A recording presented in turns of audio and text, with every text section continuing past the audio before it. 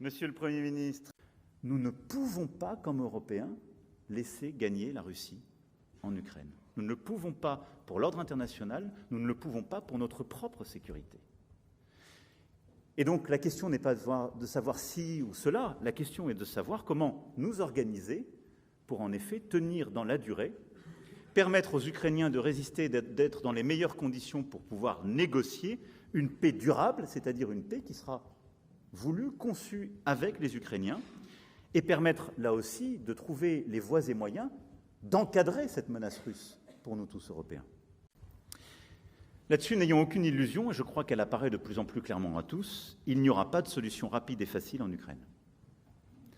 Le nouveau président américain sait lui-même que les États-Unis n'ont aucune chance de gagner quoi que ce soit si l'Ukraine perd.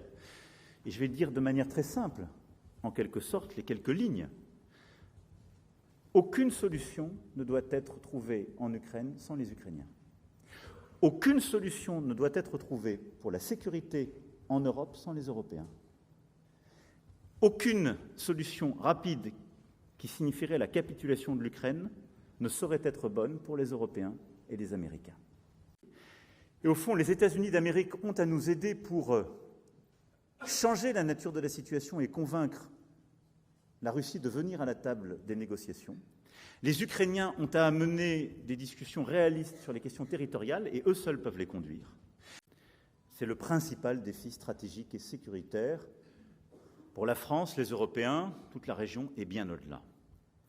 L'accélération de son programme nucléaire nous amène tout près du point de rupture. Son programme balistique menace le sol européen et nos intérêts. L'Iran est d'ores et déjà impliqué dans la guerre de la Russie contre l'Ukraine par un soutien militaire affirmé et totalement identifié.